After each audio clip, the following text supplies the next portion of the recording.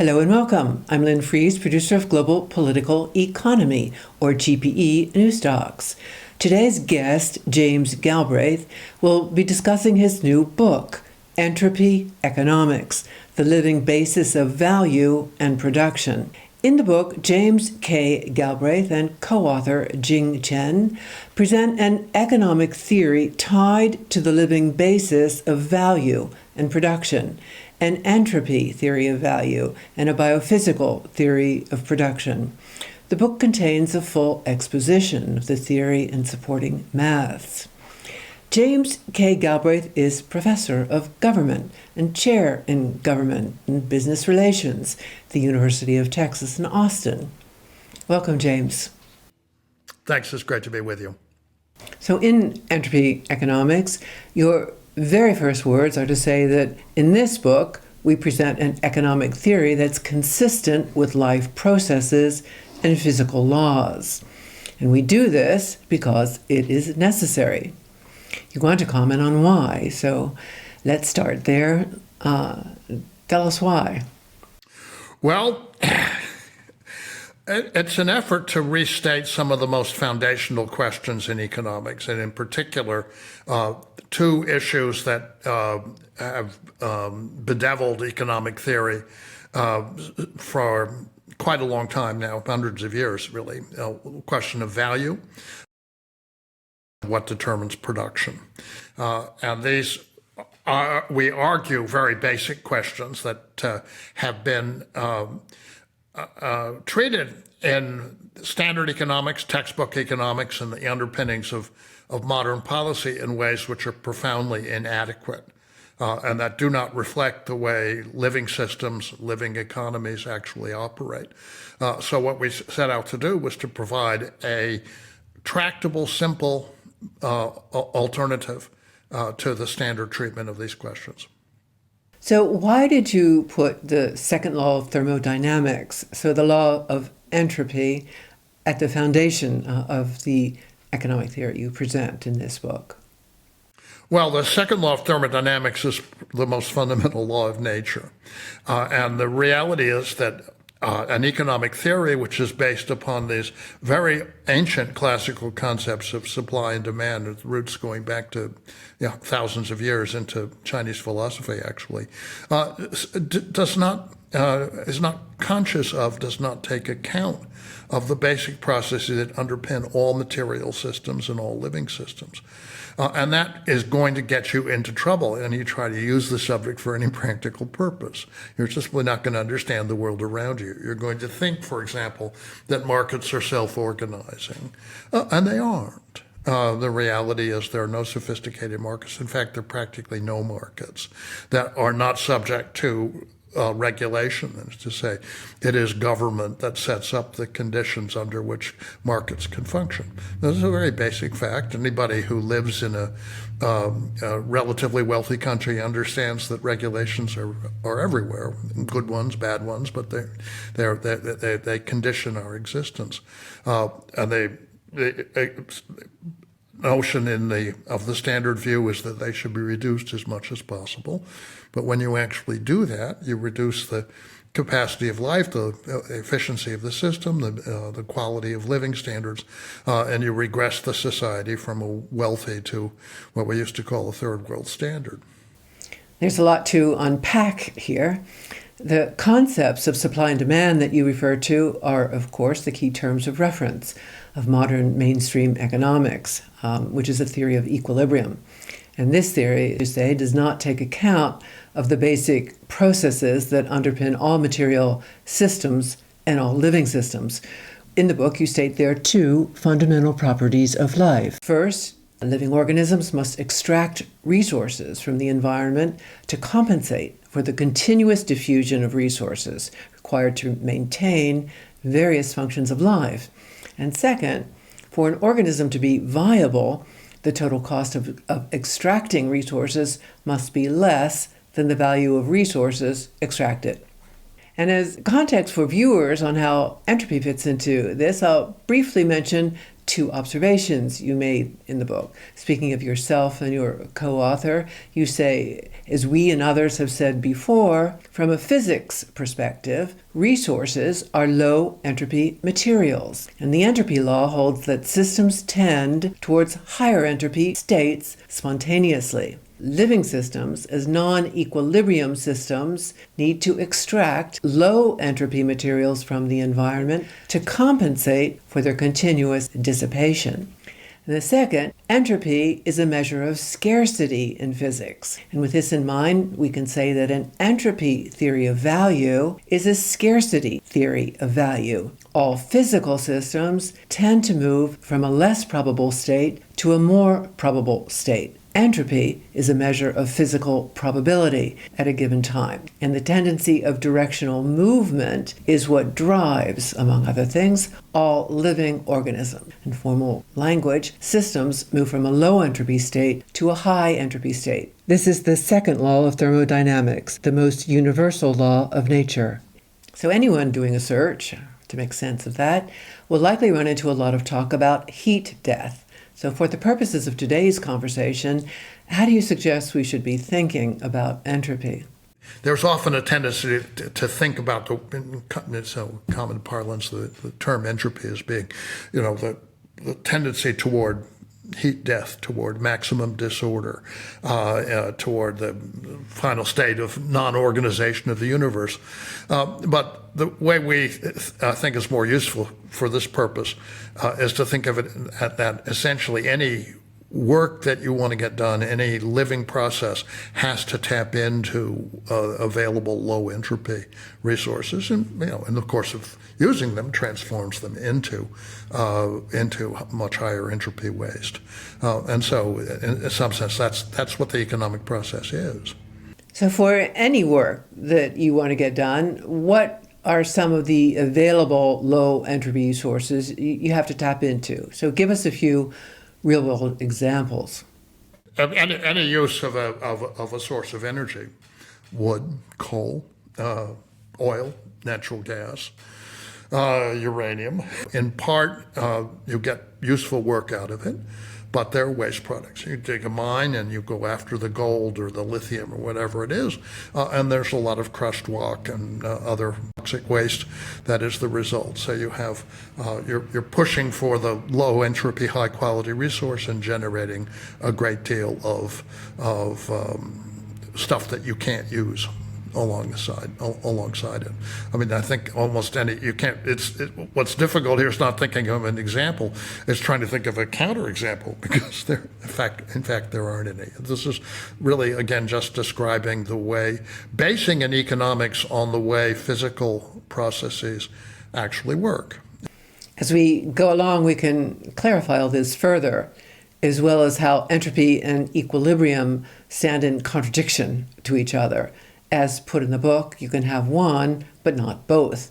And while entropy is a universal law of nature, equilibrium is nothing more than a figment of economic models and the imagination of their creators. Let's turn now to the entropy theory of value you present in the book. Tell us something about that. And what we do in the book, I mean, I don't want to make this appear to be more complicated than it is. We present a very simple a description of the process of generating economic value, which says that economic value, what you can sell a product for, what it takes to bring it into production, depends upon two things. One is how scarce is that product? So therefore, relative to the potential demand for it, does it have an interest in comparison with other products that are available, interest to the buyer? And the other is how many suppliers, how much monopoly power. Monopoly and oligopoly are very common ways to generate economic value. Let's turn now to a theory of production. The neoclassical production theory in mainstream economics neglects resources. Your biophysical theory of production puts resources first. And your focus on resources spans their quality, their costs, the fixed investments required to obtain them. And in the book, you note that your approach is consistent with that of Nicholas Georgescu Rogan, and long before him, William Stanley Jevons and more recently, the biophysical school. So comment now on production theory and the resource question. In short, why putting resources first matters. All living systems, all mechanical systems, all social systems rely on the ability to take resources from the environment and use them. And in order to do that, you have to make a fixed investment in order to extract sunlight from the sky and turn it into usable fuel, food. A tree needs to grow a leaf. In order to power a car, you need to have dug a well or a mine to get the source energy out of the ground. And the same is true of social systems. The same is true of economic systems. In the period in which our mainstream conventional economic theory was developed, the subject of resources could be largely overlooked because they were abundant and they were therefore cheap. And the way we do conventional accounting, people say, well, oil isn't all that important. It's only 2% of GDP or something like that. But this is a profoundly misleading way of looking at the problem because there are things which may be a small part of the monetary value of an economy, but nevertheless, if they're removed, everything comes to a halt. And you need to have an economic theory and a way of thinking about value and production, which takes account of that. I think anybody who's ever seen a ghost town that used to be a gold mine understands that even though there were lots of things in the town that were not directly associated with the mining of gold, once the mine dried up, there was nothing left and no reason for it to continue to exist. And I think the same is true on a larger scale as core energy resources become scarce. So you find, for example, that in Europe, as they close down the nuclear power plants and as the supplies of inexpensive natural gas were cut off, and they have to rely on much more expensive LNG from the U.S. or wind towers that are erratic, that the cost of resources goes up and the profitability of their existing investments and prospective investments falls, and you run into serious problems of sustaining industrial activity, economic of all kinds on that basis. So we put the resource question very much at the foundation of a discussion of economic issues because it is at the foundation of economic life. James, you claim one of the advantages of a non-equilibrium theory is that as it is consistent with life processes and physical laws, it turns economic theory into a reliable tool for the assessment of biophysical reality that human society has to engage with. In the book, you demonstrate how your theory can and has been applied across a diverse range of investigations in many fields of study. So to give us a glimpse into that, let's look into one of the investigations you report on in the book, specifically the investigation covered in the chapter on life in a world without equilibrium. And as presented in the book, you wrote, in this chapter, we investigated further how the physical environment enables and constrains living organisms and economic systems by integrating the economy of human society into the economy of nature. We explored the relation between natural resources and technology in human society. This helps us envision the future of human society in an environment of increasingly scarce and costly natural resources. You then summarize 6 main results of this investigation. So let's briefly review those results. I think the first one is that the survival and prosperity of human society depends entirely on the availability of natural resources. On their availability and abundance, relative inexpensive access to resources, sure. And so as particular resources are depleted, as they run out, or as you run into, if you decide there are insuperable environmental constraints to using them, then you've got to expect that the profitability of activities that relied on those resources will fall. So expand on that, and the second main result summarized as follows. Although the forms of natural resources are diverse, they can be understood from the unifying principle as low entropy sources. That means they're high quality.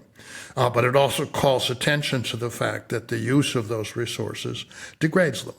You get some work out of it, you inevitably have some waste, so you can't really escape from the fact that there's pollution of one kind or another, and as I say, conditions may be different in one historical period as compared to another. Let's expand on this a bit before we address later on your third main result. So, if I understood this correctly from the book, the rise and collapse of civilizations that marked the transitions of historical periods has a lot to do with civilizations reaching a state of high entropy. We've had lots of civilizations, and you can see the ruins of them all over the place, on every continent. You can see the residue of grand civilizations that have existed at past times, and for one reason or another, they cease to exist. But what tends to be in common is that the cost of maintaining them increased as they aged. Climate conditions changed. Access to water changed. They deforested their surroundings and lost access to the abundant sources of wood energy, and on and on. And then you can see the effect of that is that typically the civilization collapses. And to say that this is not something that can ever happen to us is profoundly at variance with the long-term experience of human society. On the point about the long-term experience of human society that you made, for further context, we should note observations you make about the current structure of our civilization. As you say in the book, today, most energy needs of human society are provided by fossil fuels. We often call our civilization the fossil fuel civilization. Coal, oil, and most of the natural gas are from ancient biological deposits. These biological deposits, which were formed over millions of years, were transformed for use by human societies over the past several hundred years. The abundant use of fossil fuels is the foundation of economic prosperity for many people the world over. Comment further on our society's use of what, from a physics perspective, are high-quality, low-entropy resources. The fact is, our civilization depends upon concentrated solar and to some degree atomic energy that has been built up over a very, very long period of time, and which is essentially a very high quality, low entropy resource in the way that sunlight falling on the earth is not so easily harvested, not so efficiently harvested. So we are naturally drawn to the high quality resources because they're economically more and they're economically advantageous, and they permit us to have a much higher standard of living than we would otherwise have. What's interesting about this is not that it's a new thought, because any natural scientist can explain this to you. It's that the textbook economics, which dominates the teaching and thinking and policy making, holds that there is some that the self-organizing properties of markets and the balance between people who wish to buy and people who wish to sell will give you let's say, a stable and sustainable flow of goods and services without reference to the technological conditions. And the story of technology is basically coming down from science, when in fact technology is chosen in the act of making investments. So there's a profoundly unrealistic view which came into prominence for ideological reasons, basically at two points in history. One was in the late 19th century when it was dragged out to to counter Marxism, which held that value arose in the process of labor. And then in the Cold War period, when it was again dragged out to counter the model of development that was being posed by the Soviet Union, saying, well, you really don't need to have planning, you don't need to have government and regulation. Not only the Soviet Union, but the New Deal, to create an ideological climate in which you could retreat from the New Deal, and that and that of course was politically successful, but it has also led to this situation now where we're in an increasing state of decay, and those societies which operated on sounder engineering principles have moved ahead very rapidly by comparison with the Anglo-American model of market self-organization. So you've given us historic context on the situation we face today. As put in the book, the consumption of high energy density fossil fuels is the foundation of economic prosperity enjoyed by human societies in the past several hundred years. And how, in the past several hundred years, with the large-scale use of fossil fuels, higher fixed-cost social systems did well most of the time, expanding to a global scale. The standard economic theory states that natural resources are only one factor in economic activities, that they can be easily substituted by other factors, and that output can be augmented by increases in technology. Neoclassical economic theory contends that markets can overcome a scarcity of resources and direct our attention to changing technologies. But from a biological perspective, a different answer emerges. From your perspective of thermodynamic law and entropy economics, to shift away from this dependence for whatever reason calls for planning. And as put in your Future of Economics blog, to extract or use resources for any purpose, from photosynthesis to nuclear fission, requires prior fixed investment. And all investment is made according to plans, encoded in genes, blueprints, recipes, and in societies, in habits, regulations, laws, and constitutions. And as you say, technology is chosen in the act of making investments. And the Anglo-American model, and so mainstream view that you really don't need to have planning, is not consistent with how things work in the real world.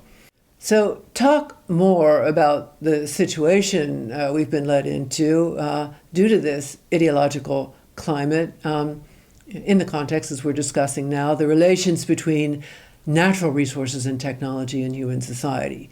More specifically, I'm thinking here of read-throughs you see into the present from observations William Stanley Jevons made in his book, The Coal Question. Well, Jevons, more than a century and a half ago, pointed out that even though you may change the basis of your energy resource, in other words, at the time from wood to coal, that doesn't stop you from increasing the use of all the resources that you were previously using, because it's costly to build the machinery that makes use of the new source of resources, and that's essentially one of the things that's going on now, and because when a new resource comes into play, new uses for it are developed. To give an example that postdates Jevons by half a century or more, when the New Deal in the United States was based upon the arrival of two major new sources of inexpensive and abundant energy. One of them was oil. It was just first discovered on a large scale in East Texas in around 1930. And the other one was the hydropower resources that enabled electrification of the Tennessee Valley, of the Pacific Northwest, and lots of other places as well. And that meant you could build electrical transmission lines, and you could provide power to rural households, and that meant that they could acquire lighting, but also, very importantly, appliances, and that created a whole set of industries. And similarly, the oil, the discovery of abundant sources of inexpensive oil meant that you could power an automotive industry and an aviation industry that previously couldn't exist. And so they set out and paved the roads and created the transportation network that that we had, especially from the 1950s onward with the interstate highway system. So this is the way in which the energy resources feed into the larger development of an economic system. And again, I say that the idea that you can constantly substitute away from the existing sources into new ones, and leave the existing ones in the ground, if you like, poses, even if it's deemed necessary for environmental reasons, it poses extremely daunting challenges, which we have not actually successfully addressed. And as we put money and resources into renewables, which we're now doing, what we discover is that this then enables us to power data centers and artificial intelligence, which soak up the new supplies of electrical energy, and without successfully reducing the use of carbon-emitting sources, we aren't doing anything serious to support the environment.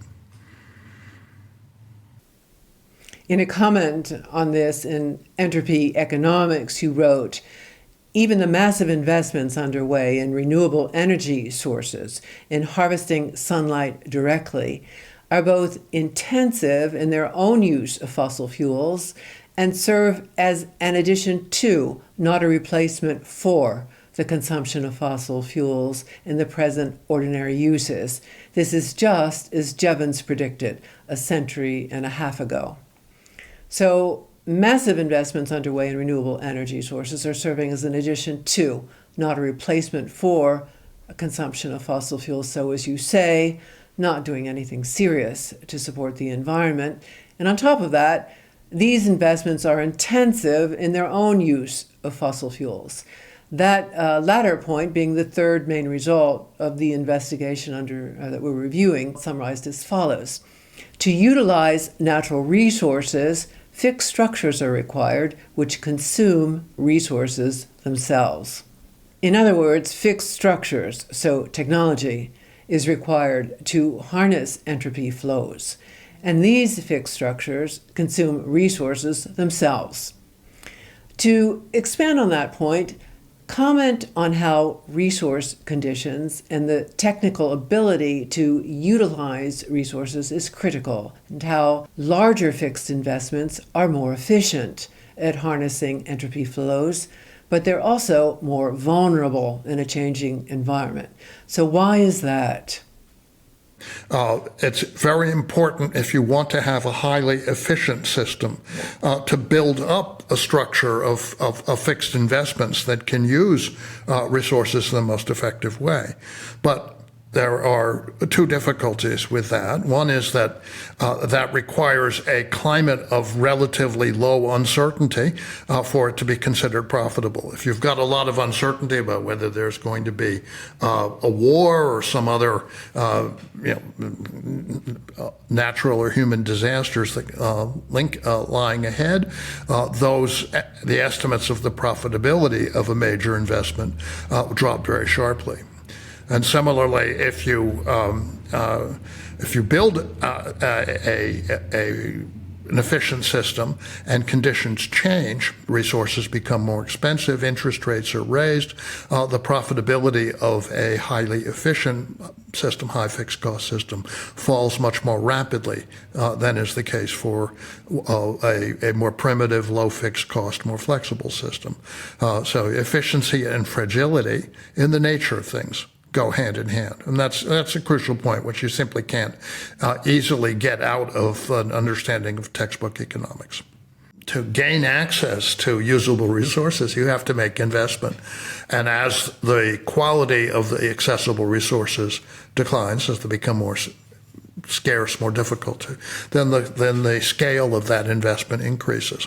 And here's, again, you get into what is an essential dilemma, which is the more efficient and longer term and effective and productive your fixed investments are, the riskier and more fragile the system. You build a dam, you build a very big, high dam. If something happens to it, the potential for catastrophe is much worse than if you are building just a small one.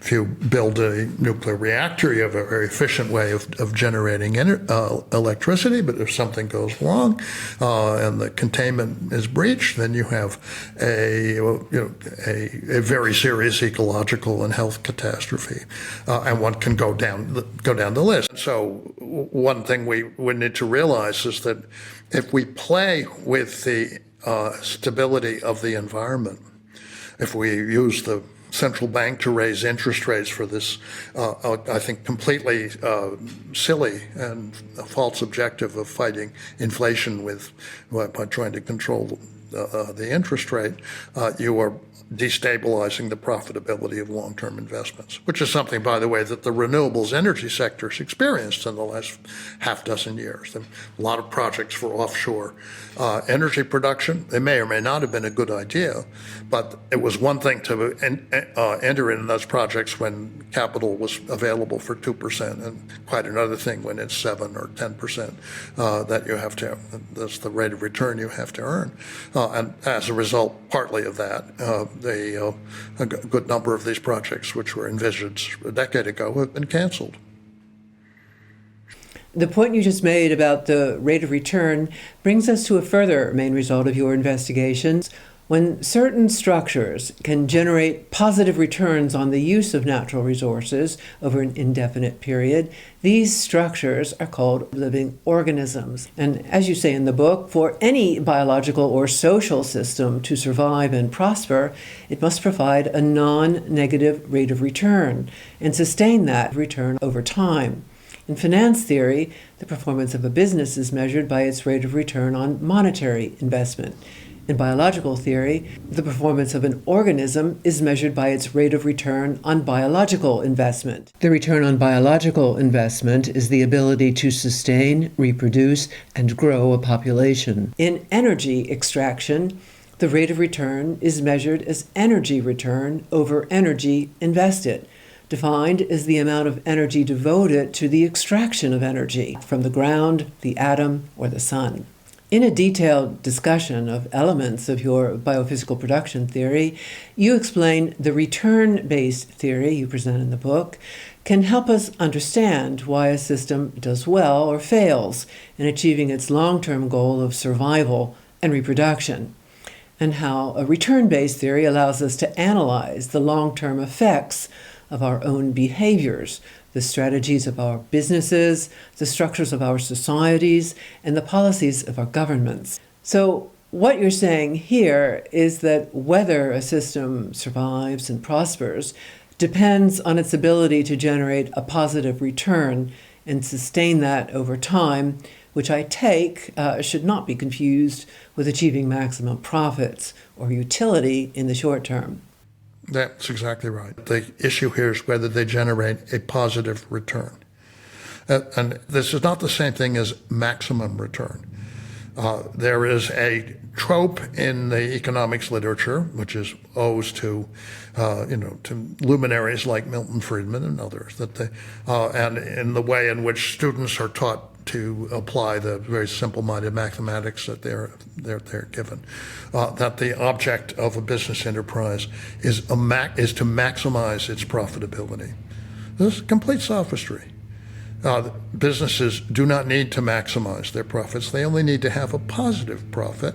If they have a positive profit, they'll survive. If they have a negative profit, they may be maximizing their profit and still coming out at a loss. And in that case, they won't survive. So this is the notion that profit maximization is some core principle of business activity is simply an error. It's a sophistry. A further question about the rate of return. So as noted earlier, the rate of return in energy extraction is measured as energy return over energy invested. So what do we know about where that's trending for a major fossil fuel, say oil? We know that oil has become much more expensive, generally speaking, to extract.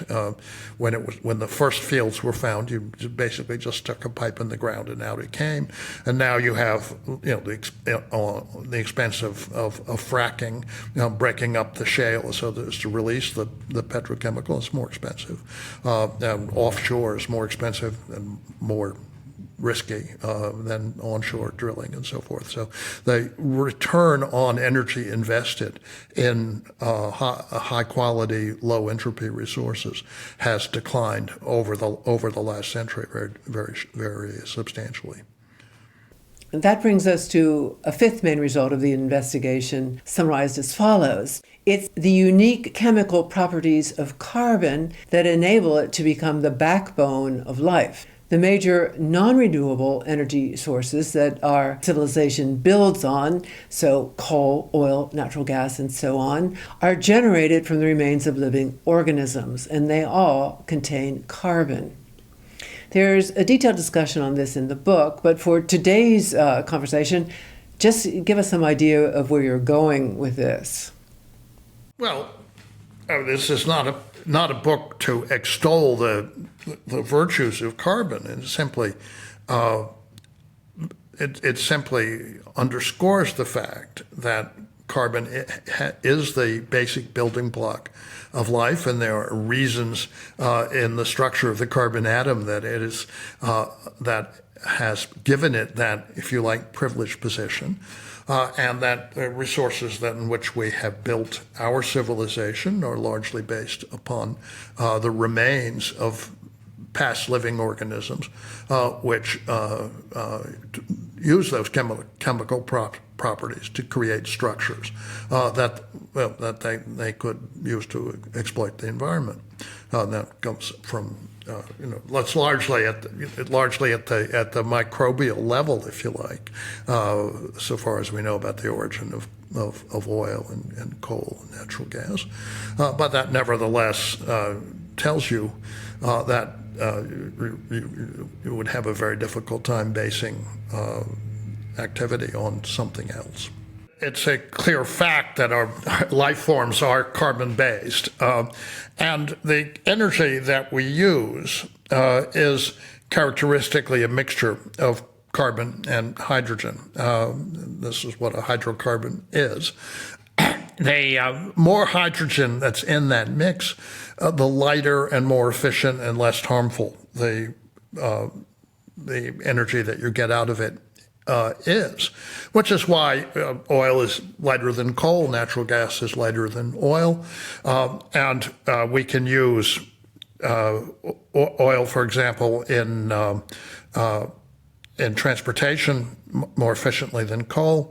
We can use natural gas in home purposes. We pipe it into our homes and use it in our stoves and in our home furnaces, for example. And this is it's very satisfactory, but it's higher quality, and it will be exhausted more quickly because we use more of it. Coal, on the other hand, very abundant, very heavy, harmful to use, but it's there. And we have what we tend to do is use the coal to generate electricity, transforming a heavy source of energy into something that is essentially weightless, electrons transferred over wires, but with a very substantial and high economic cost. The essence of this is our argument is that while there are people who believe that we can move to a primarily hydrogen-based economy, the resource situation doesn't suggest that that's likely to happen over the long term. What's likely to happen is that we'll exhaust the high-quality fuels, and then we'll be back in a century or two on these enormous, still existing coal reserves, which isn't very happy news for the environment, frankly. But it does, raise some very profound questions about the future the interaction of human society and the planet. That's one of the profound questions about the future interaction of human society and the planet that you delve into in the book. Other major concerns for resources, climate, demography, and so the future of our species are raising the sixth and last of the main results, summarized as follows. Our industrial civilization is bringing on a combination of increased high-quality resource costs, a warming climate, rising sea level, and declining human fertility. Comment on those major concerns. Okay, let me take up the question of fertility, because it is, if you like, the micro, the household level or the family level expression of the same basic principle, we would argue. Why is it that fertility levels have fallen so sharply, not in the poorest countries of the world, but in the richest ones? We would argue, we do argue, that you can analyze the question of human demography and the decline in fertility along very much the same lines that we're analyzing what is happening to our industrial systems, our transport systems, and other aspects of our large-scale economies. A household is a decision-making unit. It has a set of fixed costs that it has incurred in setting up the household. That is to say, typically a mortgage, typically maybe an auto loan, tuition payments, and so on and so forth. And it has variable costs, which are the regular costs of energy and other resources, food, that it has to use on a day-to-day basis. Well, what has happened is that over the last 50 years, the typical household has seen the margin between its income and its costs get squeezed. In particular, the fixed costs have become more and more onerous. And the result of that is that it seeks economies. What can you economize if you're, let's say, a relatively young family? The answer to that is you can have fewer children. You have fewer children because having children is a very costly endeavor and commits you to a long-term body of expenditures and reduces the amount of hours you can put in the workforce, reduces the amount of disposable income you can enjoy. And people all over the wealthy world have been making exactly the same decision. In the early post-war period in the United States, we had a baby boom. Why?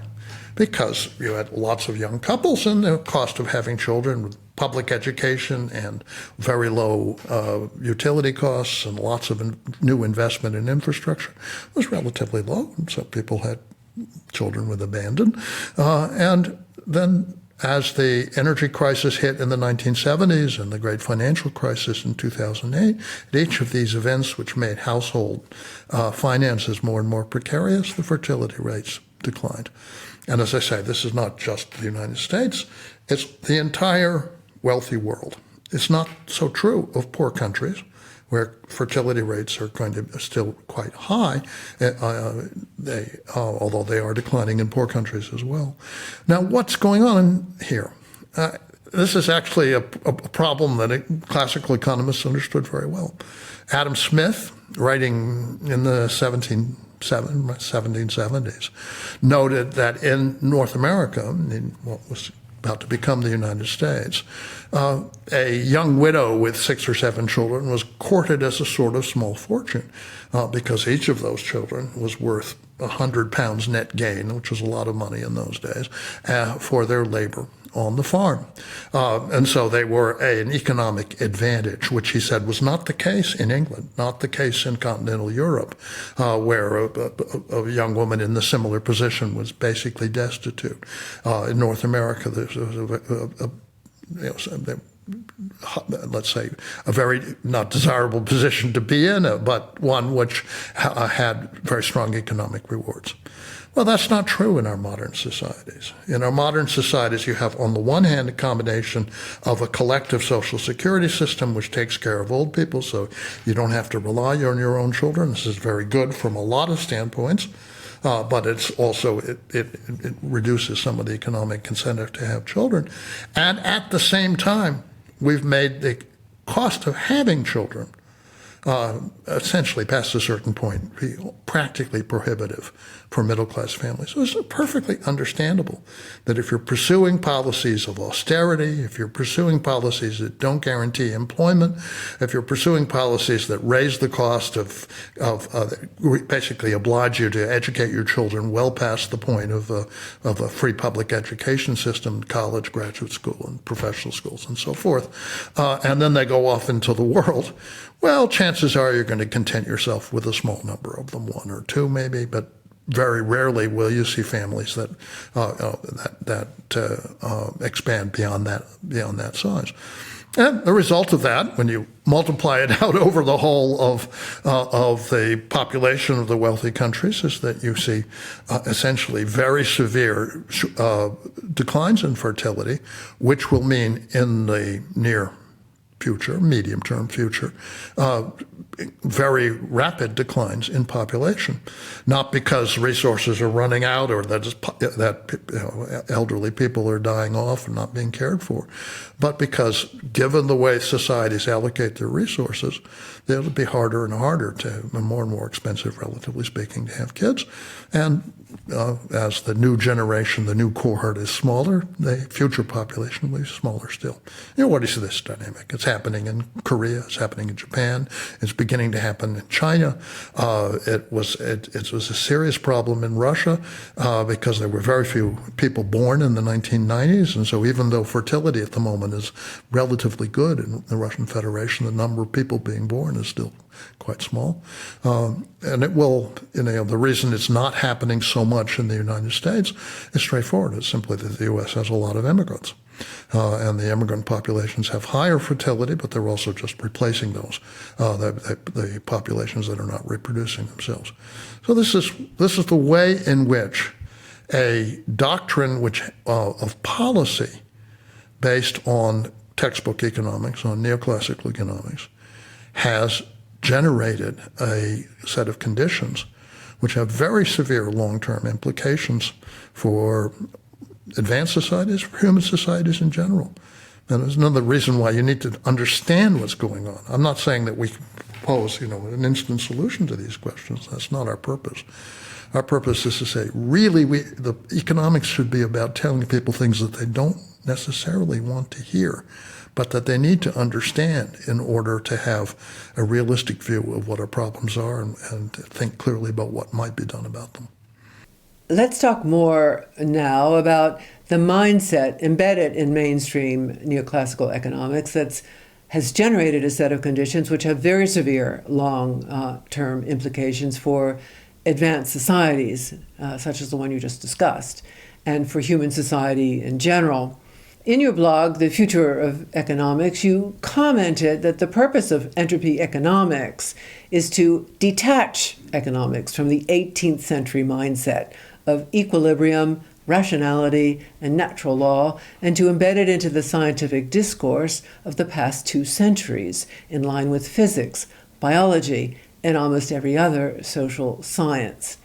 And as you said again and again, except for mainstream economics, in most every other field of human knowledge, theories of equilibrium faded after the mid-19th century, when evolution and thermodynamics came to dominate scientific thinking. So the economic mindset you're critiquing today, then, pretty much dates back to the 18th century?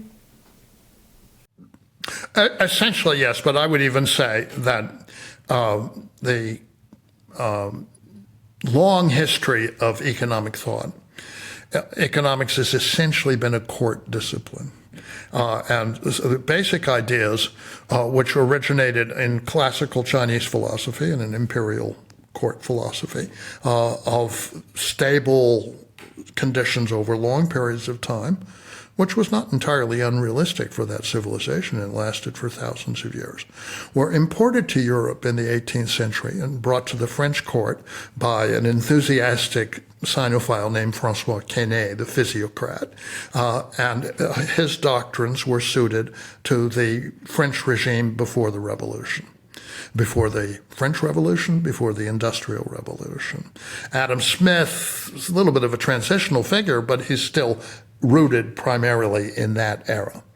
Well, from the late 18th century to the middle of the 19th century is a period of enormous upheaval.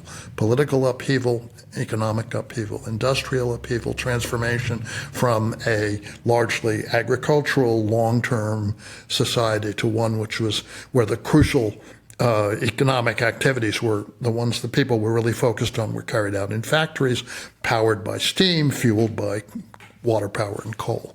And that was the premier analyst of that world was Karl Marx.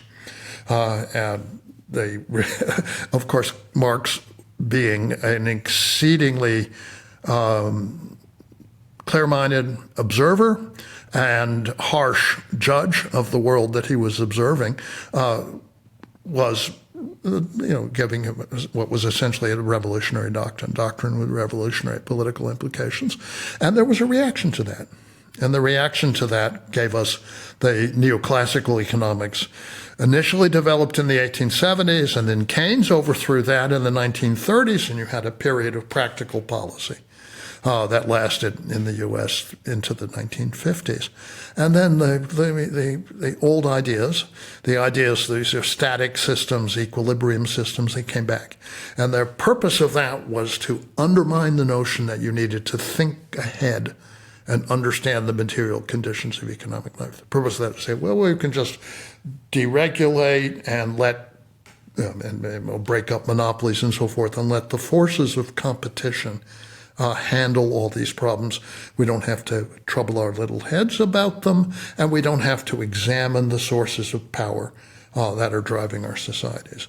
And that was the very convenient view, which became the single way of thinking after 1980, when Margaret Thatcher came into power in Britain and Ronald Reagan in 81 in the United States. And that's what we've been struggling with ever since. We're dealing with the implications of it. And if you think about the problem of the existing society in which resources become more expensive, then you have to ask, do we really need everything we've built? Is everything we've got fit for purpose? And my answer to that is there are at least two sectors that we should be seriously downsizing because they pose a very heavy burden of cost on our societies for very little gain. And one of them is the financial sector, which has grown out of all proportion to its usefulness over the last 40 or 50 years, become essentially a predatory entity on the productive economy. And the other is the military, which, in addition to being a very costly thing to maintain, is technologically obsolete and ineffective for its declared purposes. It's not providing security anymore. It's a source of incomes for those who have access to the public, essentially to the public trough, but it does not provide security. And the only thing that can provide security are security agreements, which will operate at very little fixed cost. But rather than cut those things, what we hear is that the problem is things like Social Security, things like health insurance, which in fact operate very efficiently and do not involve enormous fixed costs because they can be functionally administered at really in a very they're done universally at a very, very small cost. Reducing the fixed costs in order to make the system work better with more expensive resources is the way we should be thinking about the problem. And we should not be doing this by pushing the cost down onto households where we see the result, which is to say that the population is essentially given every incentive to extinguish itself by not reproducing itself. That's what's happening, and we have an alternative. We really have to reduce the amount of predators to allow the ordinary people to live more easily and to make decisions that are more comfortable and less stressful for themselves. On the topic of economic theories of value, the book discusses the three classical schools of value theory: labor, utility, and scarcity. and then goes on to make the case for scarcity, theory of value tied to basic life principles, that being your entropy theory of value, and the case that since for survival, all living organisms need to tap into the entropy flow, entropy is a natural measure of value for living systems, including human beings. Give us some highlights of key aspects of that history, which, as you say, has bedeviled economics for hundreds of years now. Well, essentially, the neoclassical school that came into existence or became dominant after 1870 was, first of all, a reaction to Marx. To say, okay, the labor theory of value, that really was not a scientific view. And instead, we are going to root the value and price and essentially conflate those two ideas in human psychology. So we invent an abstract individual with a set of preferences, and we do spend a lot of time defining how those preferences are. Anybody who's taken a course in economics would find this tediously familiar. They spend weeks and weeks trying to persuade you that something completely out of your notion of how people make decisions is how they make them, and then applying some mathematical formulas to that artificial construct. It's obviously generations of students have had to really submerge their common sense in order to get through this stuff. And we say, well, actually, it makes more sense to talk about value in terms that would be familiar to Marx, but are broader. And because we argue that labor is a low entropy resource, and in some sense it made sense in the 19th century to think of it as the dominant one, but there are plenty of others, including the energy resources that you pull from the ground. And you can say, okay, why did Marx's prediction that the working population would be steadily impoverished not come true? And the answer to that is that technology has figured out ways to draw low entropy resources from the ground and to distribute the benefits through industrial processes to the working population. So living standards rose, and people became substantially, dramatically better off than they were in the 19th century, in the early period of industrialization. The 20th century was this extraordinary spread of the well-being, which was made possible by mass production, which was made possible by really dramatically improved use of high-quality resources. So again, that places us in a camp. I would not call us Marxist, but certainly more consistent with the classical political economy view of how economic value is generated.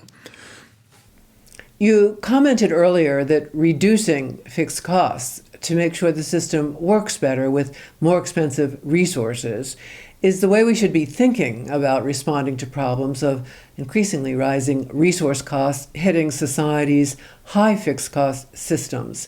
We should not be doing this by pushing the cost down onto households, and as you say, giving the population every incentive to extinguish itself by not reproducing. As put in the book, a scarcity theory of value helps us understand one of the most pressing problems we're likely to face as a society, namely the increasing scarcity and economic value of basic resources, the foundations of modern economic life, which rely on cheap and abundant resources and on distributing the benefits of these via service jobs, welfare payments, and pensions to maintain the fixed cost of a stable society will be threatened and possibly shattered. Indeed, we're already seeing the onset of this process, and it's causing a great deal of confusion among the economists and those who take their cues from conventional economics. The fundamental difference between conventional economics and the economic theory you present in Entropy Economics is, as explained in the book. The production theory presented in this book is derived rigorously from the fundamental properties of life systems. It gives simple and clear analytical estimates of returns to investment under different market conditions. It explains in simple terms why the cost of resources is critical to the profitability and measured productivity of any economic system. whether we consider an ordinary business firm, an entire country, or even a humble household. So your theory of production permits you to take account of resources, fixed investments, expected profitability, and uncertainty, all critical elements in actual economic production that, as you say, are somehow abstracted away from mainstream equilibrium models. We spent a fair amount of time on the Arrow-Debreu formulation, which proved to be tremendously influential, even though, in fact, when you read it carefully, it's pretty clear that it doesn't establish what most people attribute to it, and that some of the things they say that are assumptions for the existence of an equilibrium solution are simply impossible to envisage in any real-world setting. They abstract away completely from the passage of time or the change or the development of new commodities and so forth. And so what's the point of this, except to provide some kind of ideological fog for avoiding thinking about how things actually work? And how things actually work is that businesses make decisions about what they're going to bring to market. And they're making that calculation. They're making it under uncertain conditions. And in periods when resources are cheap and abundant, and people think we're in a period of long-term peace and prosperity, they will make much more substantial decisions, much larger scale decisions. I think maybe I'll have a global market. They'll make a bigger investment, and they'll bring down the cost and improve the quality of what they're doing. Why is China succeeding in the world? The answer is, first of all, it's had a long period of stability. So there's a mentality of stable development which is developed in China, causing private firms to make large-scale investments in highly automated processes, high quality, which they can then market, not only in China, which is a vast internal market and very stable, but to the whole world. You don't need to have to invent a story of some magical, communist genius thinking about how to do these things. Just understand that this is what happened in North America in the 19th century and in the 20th century as well, and what is happening now in the 21st century, but it's in a different part of the world, which has actually created conditions for stable and very stable markets on high-scale production and big investments.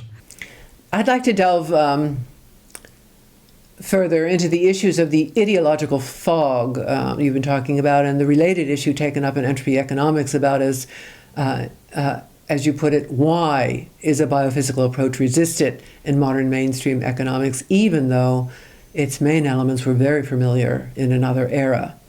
And for that, I'm going to draw on comments you made in your earlier book, The End of Normal, as well as from Entropy Economics.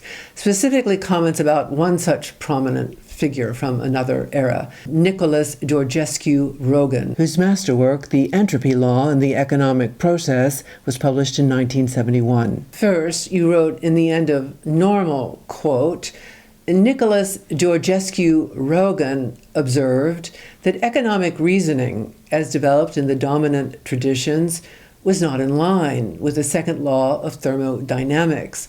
This is the great principle that entropy constantly increases, that heat always travels from a hotter to a colder object, that time moves always forward and never back. Entropy is irreversible. Models of equilibrium systems favored by economists and at the foundation of the growth theories were by definition stable and even reversible. And second, in Entropy Economics, in a direct quote from The Entropy Law and the Economic Process, you wrote that in 1971, Nicholas Georgescu-Roegen observed that, and this is the quote, there have been sporadic suggestions that all economic values can be reduced to a common denominator of low entropy. You go on to write that Georgescu-Roegen's observation has been often cited since, but there's been little progress in getting through to economists who were brought up to a theory of utility and general equilibrium. So essentially, nobody wanted to hear it. That's right. And, we give due credit to Nicholas Georgescu-Reagan. We are certainly not the first person to suggest this. We also point out that at the time, the leading figures of the neoclassical school, Paul Samuelson, whom I knew quite well, simply dismissed the notion that you should bring the concept of entropy to bear on economics. General equilibrium was not consistent with the entropy law, and they would rather have an unrealistic doctrine, an unscientific doctrine that was consistent with the ideology, than a realistic one with all kinds of uncomfortable implications. And so we say basically the time for that kind of self delusion, that kind of self-serving doctrine has clearly passed. It's obvious that it's passed. I mean, the economists of my generation who grew up on the Sandelsonian view of the world, Milton Friedman's view of the world, these were the people who came sort of traipsing into the great financial crisis and were totally surprised. Couldn't happen. No one could have foreseen it. Whereas people who grew up with Keynes or with Hyman Minsky as the backdrop, or for that matter, Georgescu-Reagan, although he's not so directly connected to this question, it's very much part of the same intellectual, challenging community. We're not surprised at all. You not necessarily predict that it was going to happen on a particular day, but that it would happen, that the system was intrinsically unstable, is just part of the worldview. If you understand how science in general has evolved since the late 19th century, since the second law of thermodynamics became understood as the foundation of natural processes. Earlier in the conversation, you touched on an element of Cold War politics in how mainstream economics resists the biophysical approach, the politics of wanting to triumph on the side of market capitalism over communism or any other competing social system. And also over the historical experience of the American New Deal. Because in the American New Deal, the public sector took over large-scale planning processes. The Reconstruction Finance Corporation, which ran out of the Federal Reserve, out of the regional Federal Reserves, was in control of long-term investment in the United States, in energy and transportation, and in a vast number of other things. The government was in control of public investment in roads and airfields and so on. And in the Second World War, something I know very well because my father was in charge, the government had control over prices. That was a public function to make sure that inflation did not undermine the war effort and destabilize the economy. And they had complete control over them. So all of that reality was submerged in the post-war period. We didn't get rid of Keynes entirely. Keynes was an extraordinarily important force in the 1930s in overturning the Jevons-Marshall supply and demand view of self-regulating systems.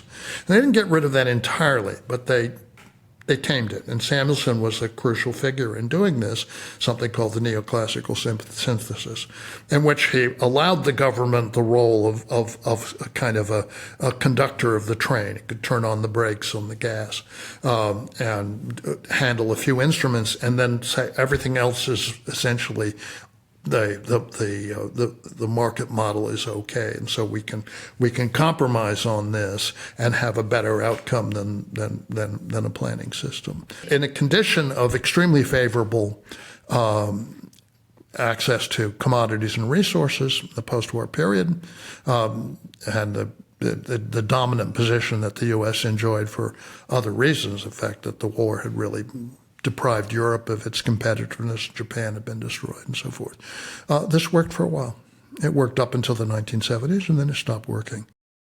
So I think you've given us all a very good idea of the full import of your opening words in Entropy Economics. In this book, we present an economic theory that's consistent with life processes and physical laws. We do this because it is necessary, for the simple reason the economic theory that underlies modern mainstream economics and practically all textbook teaching in economics is not consistent with life processes and physical laws, and this, we believe, is a problem. So, James, as we wrap up this discussion on the book, do you have any concluding remarks? I want to stress that we are not making here claims to some enormous scientific novelty. What we're doing is taking ideas which are very well established in biology and physics and in other social sciences, and indeed in substantial traditions in economics which have been around for a long time, and going back, for example, to Thorstein Veblen and John R. Commons, and to my father, frankly, as a leading practitioner and exponent of this body of thought. So there's nothing here which is, let's say, path-breaking from a conceptual standpoint.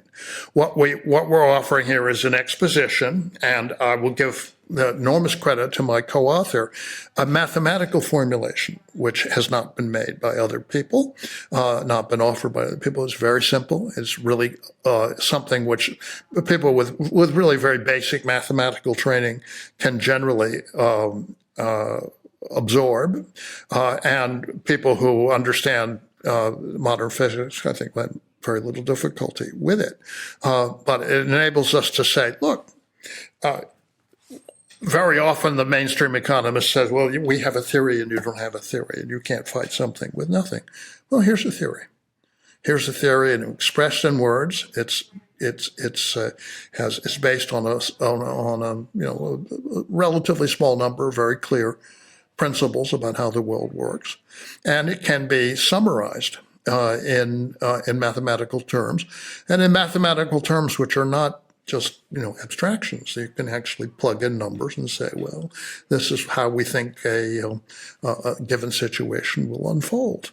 A bankruptcy, or a creation of a free trade area, or a decision to build a new factory or other project on a larger scale, and what will happen, or what will happen if you do that, and the interest rate changes, or the situation becomes uncertain. All of those things can be just plugged into these equations, and you will get, as we show in the book, reasonable answers. You'll get a story that you can actually more or less take to the bank as a plausible account of how these phenomena work. And that's something you really can't do with the mainstream.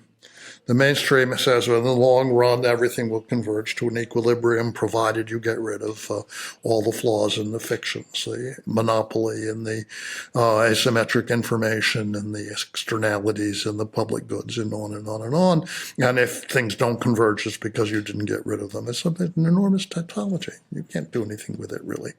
It's just a very flexible language to describe almost anything. And that's not what we're doing. We say, okay, it really ought to be able to say, with reasonable plausibility, what will happen in certain circumstances. And it ought to reflect, broadly speaking, the experience of the real world. And we think this does this. So it in some sense says, yeah, well, it's not surprising that the principles that govern living systems and mechanical systems also govern social and economic systems. And if you think about it in those terms, you can apply these ideas in a lot of different ways. James Galbraith, thank you. It's been a pleasure. And thank you for joining us.